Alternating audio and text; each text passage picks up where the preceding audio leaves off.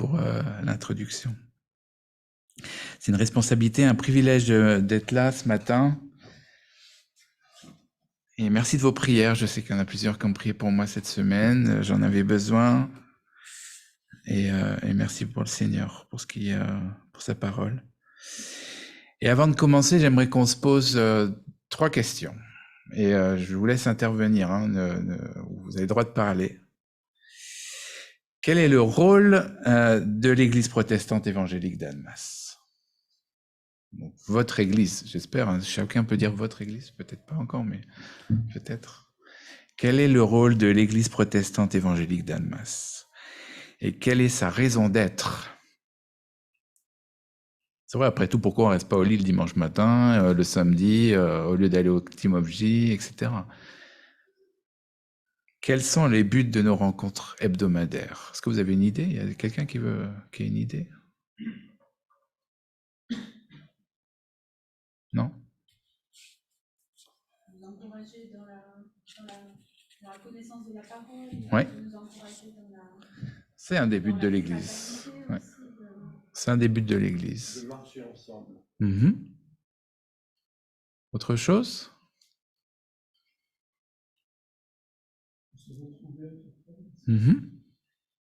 Avec quel but ultime? Servir Dieu, glorifier Dieu.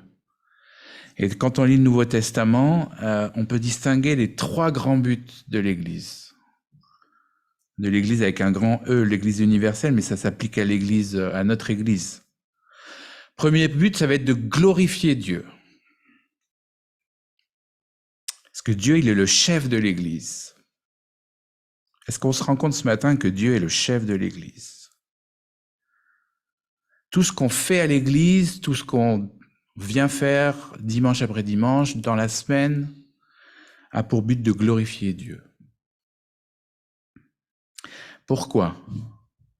Parce que c'est lui qui nous a sauvés, par le sacrifice de Jésus, son Fils unique, et c'est par lui que l'Église va demeurer.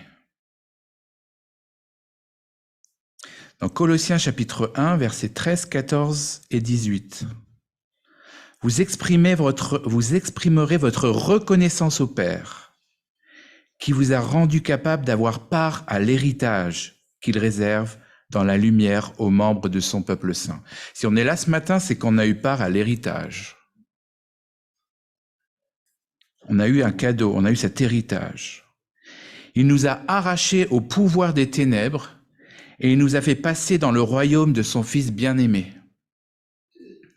Étant unis à lui, nous sommes délivrés car nous avons reçu le pardon des péchés. Verset 18, il est lui-même la tête de son corps qu'est l'Église. Donc si on est membre de cette Église, on sait que Jésus est à la tête de cette Église, Dieu est à la tête de cette Église, et ça c'est beau de le savoir. Ce Fils est le commencement, le premier-né de tous ceux qui sont morts, afin qu'en toute chose, il ait le premier rang. Ça rejoint ce qu'a dit Christine tout à l'heure. Est-ce que notre Église met Dieu au premier rang? J'espère, oui, je pense. Et est-ce que nous, au niveau individuel, on le fait? Alors, tout ce que je dis aujourd'hui, c'est pour moi en premier. Hein. Je me suis ressenti repris dans chacune des choses que je vais vous dire. Je suis pas meilleur. Et ça me fait penser aux solis. Hein. Vous vous souvenez, c'est tous les solis. Hein. On a un sola gratia ici. Et il y a un soli. Bon, excusez-moi, je suis pas très bon en grec. en latin, pardon. Soli Deo Gloria. À Dieu seul, ça la gloire. Est-ce qu'on peut le dire ce matin tous ensemble? À Dieu seul, ça la gloire. Soli Deo Gloria. Ça, c'est le premier but de l'Église, de glorifier Dieu. Le deuxième but de l'Église, comme a dit Sophie tout à l'heure, c'est d'édifier les hommes et les femmes réconciliés avec Dieu. On les appelle les chrétiens. Ceux qui ont vraiment remis leur vie entre les mains de Dieu. C'est de nous édifier les uns les autres. On est dans un monde qui est troublé. On est aussi dans un monde, même si on parle aux gens dans la rue, ils connaissent le nom de Jésus peut-être, mais ils le mettent pas, il n'a pas d'importance pour eux, pour beaucoup de gens. Donc on est dans un monde qui est troublé, qui est désorienté, et l'Église, elle est placée sous l'autorité de Dieu, et elle va donner à ses membres des bases solides qui sont nécessaires pour tenir ferme dans ce monde. Et Dieu nous a laissé sa parole, et on en a parlé la dernière fois avec le psaume 119. Et placée au centre de la vie de l'Église, elle est là pour nous enseigner, nous convaincre, nous corriger, nous instruire dans la justice, afin de nous préparer à vivre et agir dans ce monde, tout en glorifiant Dieu. Ça, c'est 2 Timothée 3,16.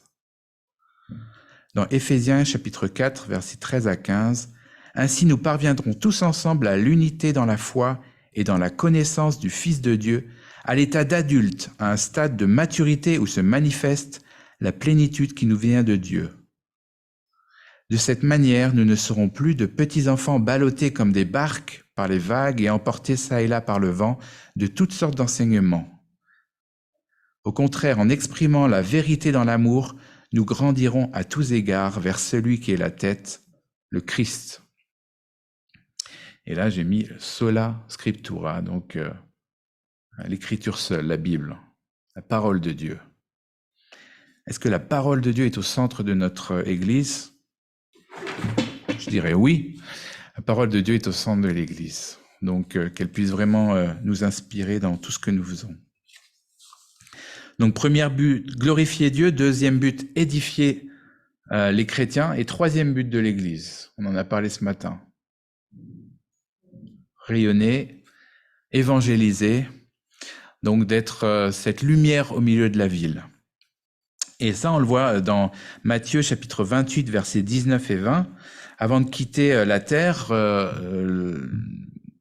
retourner vers son Père, Jésus nous a confié une mission de faire des disciples.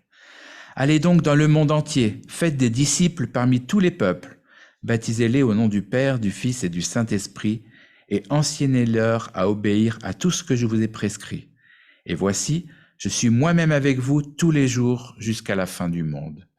Matthieu 28. Donc si l'EPEA existe, c'est aussi pour faire de toutes les nations des disciples. Il y a ce rôle privilégié de l'Église et cette responsabilité de participer à la propagation de l'Évangile dans le monde. L'Église, elle n'a pas pour vocation de rester en vase clos, enfermée sur elle-même. Elle doit être ouverte sur le monde, et le monde qui a tant besoin de Jésus. Et l'Église doit œuvrer pour que de plus en plus de personnes entendent l'Évangile et y répondent, pour la seule gloire de Dieu. Et je pensais à l'historique un peu de l'Église. Je me suis dit, c'est vrai que cette Église, elle est là depuis plus de 100 ans. Et si elle existe encore aujourd'hui, c'est ça, 100 ans, c'est pas ça? Pas tout à fait? Bientôt 100 ans alors. Si l'Église, elle est là ce matin, s'il y a des frères et des sœurs qui sont là, qui se réunissent, si elle peut avoir un rayonnement sur la ville d'Annemasse, c'est qu'un jour, il y a des hommes et des femmes qui se sont levés, ils ont été conduits par le Saint-Esprit, et ils ont été émus de compassion pour les gens qui passaient devant cette église, pour les habitants de la ville d'Annemasse, et ils se sont engagés pour annoncer la bonne nouvelle du salut en Jésus-Christ. Et on est un petit peu leurs héritiers aussi. Et gloire à Dieu, gloire à Dieu pour cette église qui est toujours là, au milieu de la ville. Moi, ça m'encourage de voir cette... J'ai eu la semaine dernière, quand la barrière s'est ouverte, ça m'a fait drôle, je me suis dit, mais en fait, on est super ouvert sur la ville d'Annemasse. Quand ils vont enlever cette barrière-là, on aura des vitrines vraiment idéalement placées. Et vraiment, il faut que cette église, elle puisse rayonner. Et donc, je sais qu'il y a un projet de refaire un peu toutes ces vitrines, de faire du visuel, quelque chose qui soit attirant. Mais on voit déjà, par rapport à l'ancienne église, où on était dans une cour, on voit plein de gens passer devant, on voit pas mal de gens nouveaux venir chaque semaine, et c'est très encourageant. Et donc, quand cette barrière, elle va partir, là, on sera encore plus ouvert. Donc, ça, c'est le bâtiment, mais que nous, on puisse être ouverts aussi, qu'on puisse être dans l'accueil, qu'on puisse être vraiment une lumière. À ceux-ci, tous connaîtront que nous sommes ses disciples. Alors, comment le PEA peut participer à cette mission d'évangélisation? Premièrement, par l'implication de chacun de ses membres. Imaginez que Pascal fait un message, et les gens sont encouragés, et puis il y a quelqu'un qui fait n'importe quoi après dans l'assemblée. Donc ça peut décourager une personne qui est là pour la première fois. D'accord ? Imaginez qu'il y en ait que la moitié, il y a que la moitié de l'Église qui soit prêt à témoigner, qui soit prêt à annoncer la parole de Dieu. Non, c'est quelque chose c'est toute l'Église qui doit participer. Une Église ne peut être missionnaire que si chacun des enfants de Dieu qui la compose accomplit la mission que Dieu lui a confiée, annoncer le message de la bonne nouvelle. Cet ordre de mission, il est pour tous les disciples. Il n'est pas optionnel, il n'est pas réservé à un groupe de super chrétiens, à une élite. Et on risque de tomber, on l'entend assez souvent, de tomber dans le piège de laisser cette mission qu'aux autres, de ne pas nous sentir concernés par cet appel, sous prétexte qu'on n'est pas des évangélistes comme Billy Graham. C'est pas notre don.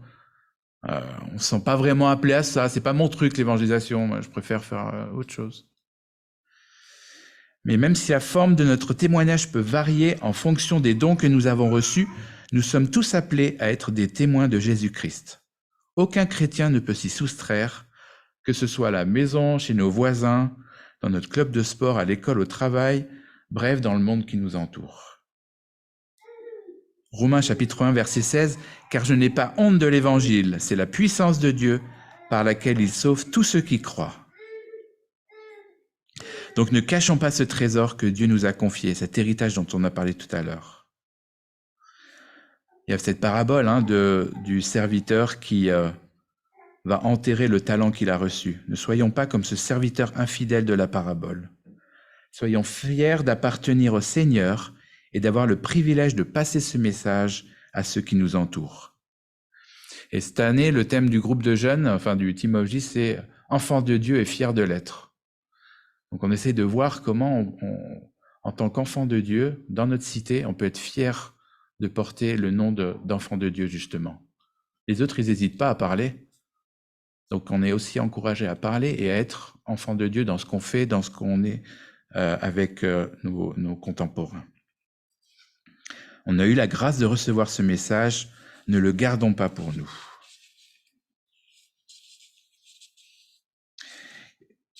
Quel est le mobile qui va nous faire passer à l'action? On en a parlé beaucoup ce matin. Quel est le mobile qui va nous faire passer à l'action? Vous avez une idée? Qu'est-ce qui doit nous motiver de passer à l'action? Ouais, c'est l'amour. Ouais, l'amour pour Dieu, l'amour pour notre prochain. Et là, j'ai relu il y a eu un feuillet de calendrier cette semaine, ça m'a assez encouragé sur ça, sur le récit de Jonas. On voit que Jonas, il connaît Dieu, il le reconnaît comme étant le Tout-Puissant, il adore le Seigneur, et il sait même que le Seigneur, il est plein de grâce, de compassion, lent à la colère et riche en amour. Ça, vous pouvez le lire dans Jonas, chapitre 4, verset 2. C'est lui-même qui le dit. C'est un super bon chrétien, quoi. Il est là, il est au top dans l'église, il connaît tout.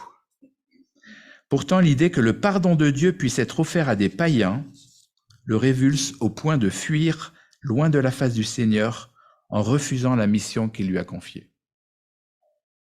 Je parle pas de toi, Jonas, tu sens pas. Fuir loin de Dieu, est-ce que c'est possible? Jonas, il connaissait parfaitement le message à transmettre. Qu'est-ce qui lui manquait? Il lui manquait l'amour pour les Ninivites, pour ces Ninivites qui étaient perdus et condamnés. Cet amour que Dieu pourtant avait pour ce peuple qui le rejetait. C'est Dieu seul qui peut faire germer en nous cet amour et qui nous presse à faire connaître la bonne nouvelle autour de nous. Et là, on voit une différence avec l'apôtre Paul quand on voit les textes dans 2 Corinthiens où il dit que l'amour de Dieu nous presse, car l'amour de Christ nous presse parce que nous estimons que si un seul est mort pour tous, tous sont donc morts. Verset 20, « Nous faisons donc les fonctions d'ambassadeurs pour Christ, comme si Dieu exhortait par nous. Nous vous en supplions au nom de Christ, soyez réconciliés avec Dieu. » Donc l'appel à la mission, c'est pas une case à cocher dans notre to-do list. Là, vous savez, on a la liste d'actions à faire. Au conseil, il y a ça aussi. Juste une case pour nous donner un peu bonne conscience aussi. Non, c'est un désir que le Seigneur veut faire germer en nous, la conséquence d'un amour véritable pour notre prochain que Dieu va susciter en nous. Et on a un exemple dans la Bible, c'est Jésus qui n'a pas refusé de partir en mission. Il était auprès de son Père, il était dans la communion avec son Père, et il n'a pas hésité à partir en mission pour nous racheter. Oui, Jésus est venu sur la terre, il a tout quitté pour venir à notre rencontre. Il s'est incarné au milieu de ce monde corrompu par le péché pour nous délivrer. Pourquoi ? Par amour pour nous, tout simplement. Moi, je trouve ça incroyable. 1 Timothée 1,15, cette parole est certaine et digne d'être acceptée sans réserve.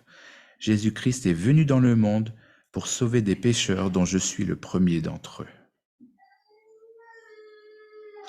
Et dans la Bible, on voit pas mal de passages où Jésus est ému de compassion devant les foules perdues. Elles sont là, elles s'amassent devant lui, elles n'ont pas d'espoir. Et lui, il est ému de compassion. Ces hommes, ces femmes dont nous faisons partie, qui pourtant l'ont rejeté depuis que le monde a été créé. Et pourtant, il est ému de compassion pour eux. Dans sa grandeur, le roi des rois, le seigneur des seigneurs, est aussi plein d'amour pour chacune de ses créatures. Et il use de patience envers chacune d'elles pour qu'aucun ne périsse. Et qu'est-ce qu'il en est pour moi ce matin ? Et je me pose la question à moi en premier. Quelle est mon attitude face à ces mêmes foules ? Est-ce que je suis ému de compassion en voyant les personnes qui passent devant notre local dimanche après dimanche et qui ne connaissent pas le Seigneur Jésus ? Dieu nous demande de nous aimer les uns les autres.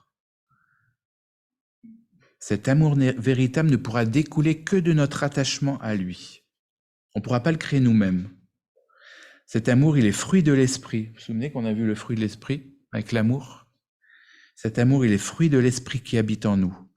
On ne peut pas le faire grandir nous-mêmes, on n'y arrivera pas. Et on lit en groupe de maison, on lit un livre qui s'appelle « Sa présence » et on est toujours encouragé à revenir dans la présence du Seigneur, à nous rapprocher de lui. Et on voit que c'est que comme ça qu'on pourra développer l'amour, la communion, etc. Donc approchons-nous du Seigneur, vivons de cette communion avec lui pour qu'il nous apprenne à œuvrer vraiment les autres, ceux qui nous entourent. Et il pourra nous donner cette compassion qu'il avait pour ceux qui l'entouraient, cet amour pour ceux qui passent devant vous et qui passent devant nous et qui se perdent. La vision des âmes perdues sera alors pour nous souffrance et nous poussera à partir en mission. Je sais qu'il y a un des versets préférés de Marc, en Ézéchiel 36, 26, « Je vous donnerai un cœur nouveau et je mettrai en vous un esprit nouveau. Je retirerai votre cœur de pierre et je vous donnerai un cœur de chair. » Là, je vous dis qu'en préparant ça, je me suis senti vraiment cœur de pierre pour ceux qui nous entourent. Demandez au Seigneur de nous réformer chaque jour un peu plus, de nous donner ce cœur de chair indispensable pour aimer vraiment l'autre, mon prochain, qu'il soit à Annemasse, en Afrique, en Amérique du Sud ou plus loin. Le Seigneur pourra alors nous appeler dans les 4 coins du globe. L'Esprit pourra alors éveiller en nous un amour pour des âmes perdues, là où il le jugera bon. Peut-être vous serez appelé à être pour ici, à Annemasse. Peut-être vous serez appelé à être pour, je sais pas, la Bolivie, je sais pas. J'ai pas de... Voilà. Le Saint-Esprit peut travailler dans nos cœurs et nous éveiller en nous un amour pour qu'on puisse partir là où il le veut. Je trouve une citation dans bibleouverte.ch. « Il n'y a pas d'église missionnaire sans aller dans le monde. Cette action énergique est le résultat de celle du Saint-Esprit qui enflamme les pensées et les sentiments par des convictions bibliques au point d'aller. » Et moi, si on pouvait retenir cette idée phare aujourd'hui, que ce soit l'amour qui nous pousse à l'action, en fait. Que ce soit pas nous qui nous disions « Allez, il faut que je fasse, tiens, qu'est-ce que j'ai fait pour l'évangélisation cette année dans ma vie ?» Non, qu'on se rapproche du Seigneur, qu'on vive vraiment cette relation d'intimité avec lui, et lui développera cet amour pour les autres. Et cet amour nous poussera à agir. C'est une réaction en chaîne, en fait. Est-ce qu'on est seul dans ce travail de mission? Non. Il y a le Saint-Esprit qui est là, qui est avec nous, dans Actes chapitre 1, verset 8. « Mais le Saint-Esprit descendra sur vous, vous recevrez sa puissance et vous serez mes témoins à Jérusalem, dans toute la Judée et la Samarie et jusqu'au bout du monde. Quand on voit la vidéo de Christine, on peut sentir que la mission, elle est inatteignable. Il y a tellement de travail. Et c'est exactement ce que le diable veut nous faire penser. Parce que lui, il craint par-dessus tout que la mission, elle s'étende et qu'on aille justement propager la bonne nouvelle. Lui, il veut surtout pas ça. Donc on peut avoir ces pensées de découragement, ça nous paraît inatteignable. Et ça me rappelle cette histoire qu'il y avait dans les vieux tournesols, où la petite fille, elle ramasse des étoiles de mer et qu'elle les rejette à la mer, sinon elles vont mourir parce qu'elles sont sur la plage. Mais il y en a des milliers sur la plage, des étoiles de mer. Ah, il y a quelqu'un qui se moque un peu de la petite fille qui ramasse les étoiles de mer, il dit « Pourquoi tu fais ça ? Regarde, il y en a des milliers. » Elle dit « Oui, mais pour elle, ça va tout changer. » Donc, on n'est pas appelé à faire forcément des grandes choses, de grandes campagnes d'évangélisation pour des milliers de personnes. On est appelé à agir comme le Seigneur nous a demandé d'agir et là où il veut qu'on soit. C'est lui qui nous dira où est-ce qu'on doit aller.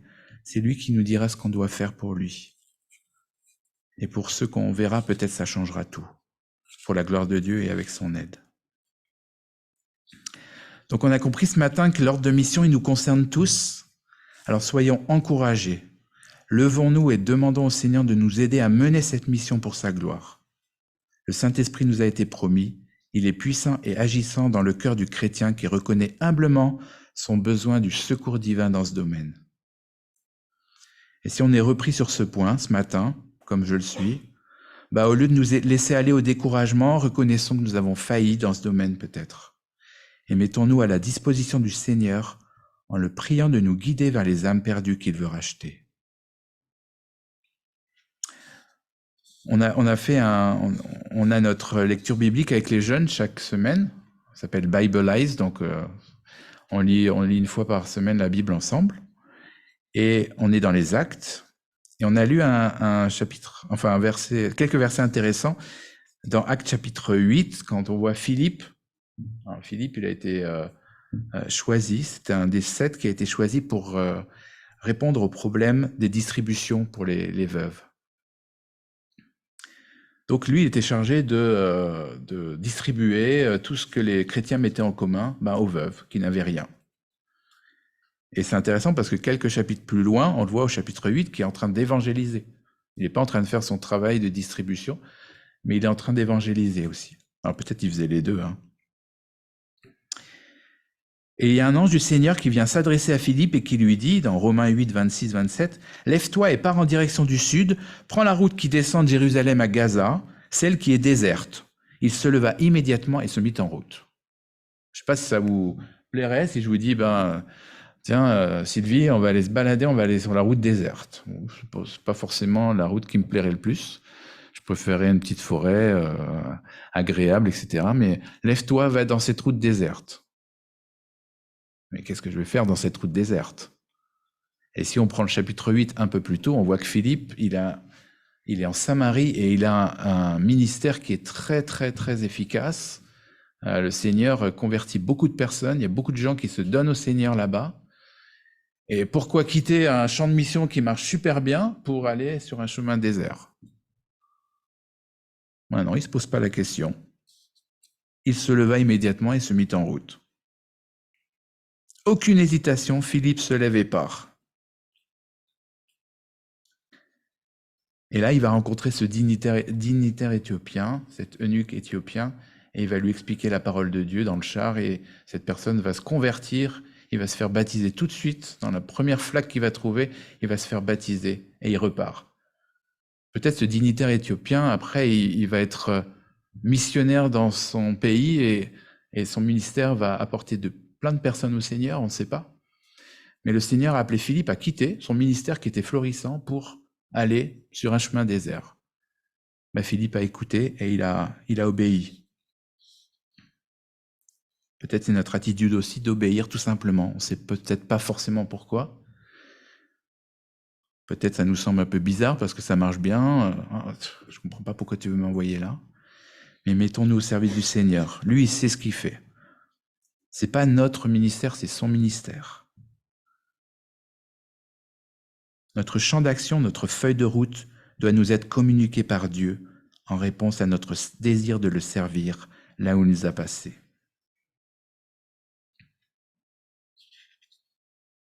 Je finirai par un dernier point,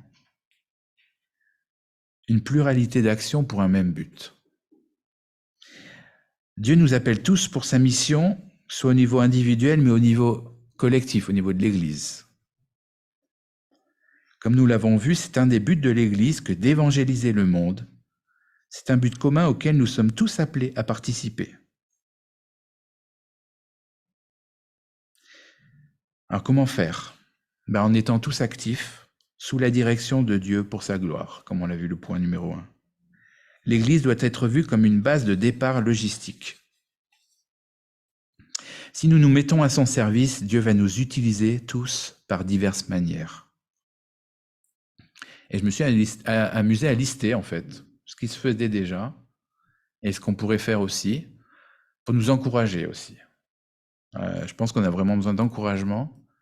Et on a été encouragés ce matin, sachant que Dieu est avec nous, qu'il nous veut à ce service et qu'il ne nous laisse pas seuls, qu'il est avec nous pour accomplir cette mission.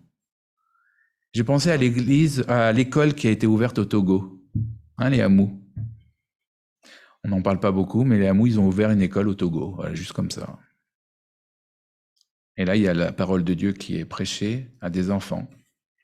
Et c'est la première école du pays, enfin c'est la meilleure, c'est celle qui a les meilleurs résultats. Et ils vont nous en parler un jour, j'espère. En priant pour le pôle évangélisation. Il y a un pôle évangélisation qui se met en place. Alors attention, ça ne veut pas dire que c'est le pôle évangélisation qui va tout faire. On a vu qu'on était tous acteurs. Mais peut-être qu'avec des personnes qui vont réfléchir plus particulièrement sur ce point, il y a peut-être des actions qui vont se mettre en place dans lesquelles on pourra s'inscrire. Donc on peut prier pour ce pôle évangélisation. En fait, Christine, elle fait partie de ce pôle évangélisation. Et aujourd'hui, c'est peut-être un démarrage de quelque chose avec ce culte spécial mission. Peut-être que l'Église va prendre plus de place dans ce ministère que ce qu'elle fait déjà. L'aide aux devoirs. Bon, non, c'est de l'aide aux devoirs, c'est pas de l'évangélisation. Hein. Ben si. Parce qu'il y a des enfants qui viennent dans cette église. On les aide à faire les devoirs, alors pas moi, hein, mais certaines personnes les aident à faire leurs devoirs. Et ils entendent aussi parler un peu du Seigneur, ils voient ces locaux, ils se disent, tiens, qu'est-ce que c'est une église? Et les parents se posent des questions, et ils voient l'amour des personnes qui donnent du temps, de leur temps pour les enfants, pour les devoirs. Ça peut encourager aussi. C'est un témoignage. En partant comme missionnaire dans un pays loin de chez nous, et il y a la CIM qui fait des stages découvertes à la mission. Et on est en train de réfléchir à ça pour les jeunes de notre église, peut-être de faire un projet. En priant fidèlement en église pour nos amis missionnaires. Donc l'église, elle soutient les Luther. On parle aussi beaucoup des Soudrins, Evelyne Nussli. Donc soyons fidèles dans nos prières pour ces missionnaires et pour ceux que nous avons aussi personnellement. Samedi, il y a 2 semaines, on a prié pour... on a fait un Team of J. Un Team of J, c'est le groupe de jeunes. On a fait un groupe de jeunes spécial Mali et on était connectés avec deux jeunes de Young Life qui travaillent au Mali. Et on a pu poser des questions directement. C'était super, c'était en Zoom. Ils nous ont raconté ce qu'ils vivaient dans ce pays. Il est classé 17e au rang de la persécution, de l'indice de persécution de Portes Ouvertes. Et ils nous ont partagé des sujets de prière, on a pu prier avec les jeunes. En prenant part active au ministère de missionnaires sur le terrain, par des soutiens financiers, on en a parlé ce matin, par des dons divers, par du temps qu'on peut donner. En prenant part à la vie de la cité. Comme on a dit tout à l'heure, notre église doit rayonner. On peut prier d'ailleurs pour ce projet de future vitrine et de communication, c'est important. Je finirai par 2 versets. Et puis après, je vous passerai j'ai une vidéo que j'aimerais vous passer aussi. Matthieu 9, versets 36 à 38. Voyant la foule, Jésus fut ému de compassion pour elle parce qu'elle était languissante et abattue, comme des brebis qui n'ont point de berger. Alors il dit à ses disciples, la moisson est grande, mais il y a peu d'ouvriers. Priez donc le maître de la moisson d'envoyer des ouvriers dans sa moisson. Ésaïe chapitre 6, verset 8. J'entendis la voix du Seigneur disant, qui enverrai-je et qui marchera pour nous? Je répondis, me voici, envoie-moi. Donc que le Seigneur puisse nous utiliser. C'est pas notre mission, c'est sa mission. Il nous demande d'être acteurs dans sa mission. À lui soit la gloire, c'est par lui qu'on peut accomplir cette mission.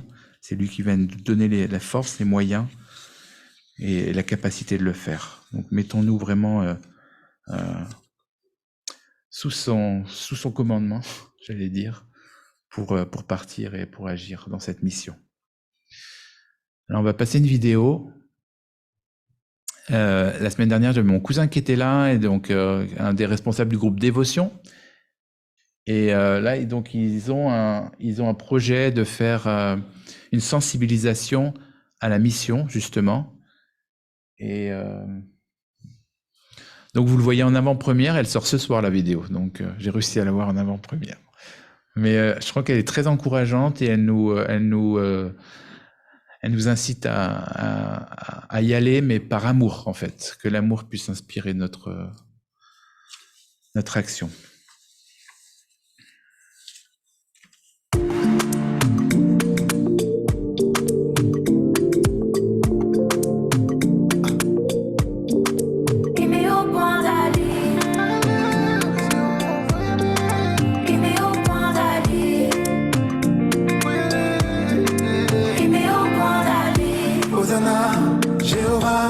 Bien plus d'un peuple ne l'entend pas. Hosanna, Amashia, ils ont besoin de la croix.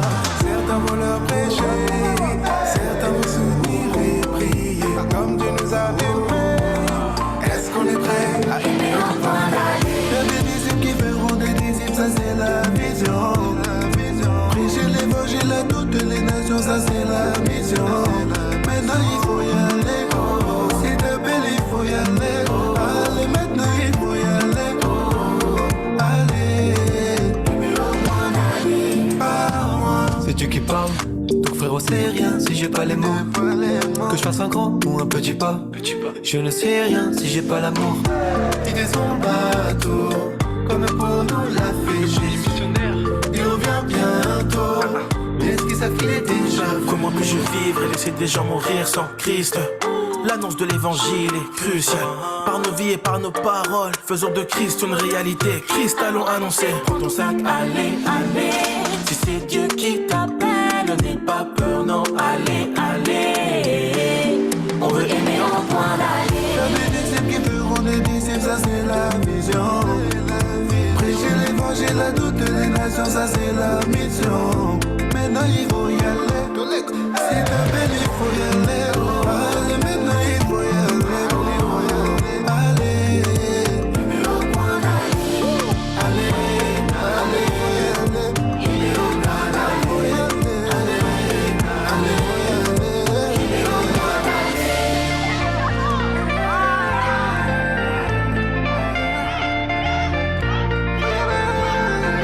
Aimer un point d'aller. On veut être prêt à aimer un point d'aller. L'église envoie les soutiens, c'est égal. Aimer un point d'aller. Il y a des âmes à gagner, il y a la vérité à témoigner. Il y a des cœurs à soigner, il y a Jésus pour nous accompagner. Allez, zogo, zogo, zogo, zogo, faut y aller, faut y aller. Allez, zogo, zogo, zogo, zogo, faut y aller, Parmi tous les peuples, gloire à Jésus-Christ. Mort pour nos péchés, revient la moisson. Peuple d'ouvriers, que de pouvoir fortifie tous vos missionnaires. Est-ce qu'on est prêt à aller en mission? Est-ce qu'on est prêt à s'engager? Est-ce qu'on est prêt à y aller? Aimer au point d'aller, aller, aller. Aimer au point d'aller, aller, aller. Est-ce que t'es prêt à aimer au point d'aller? Tu peux laisser Damien encore, il y a un son. Alors le but du voyage, c'était de faire un son avec un clip qui sensibilise les chrétiens à la mission, à son rôle, à son objectif, à sa nécessité, mais aussi à la place de chacun dans l'histoire, c'est-à-dire ta place et ma place.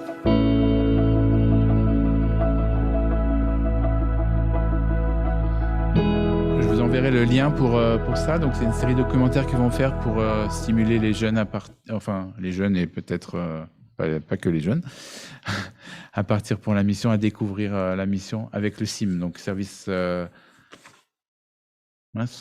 international missionnaire. Voilà. Merci à tous.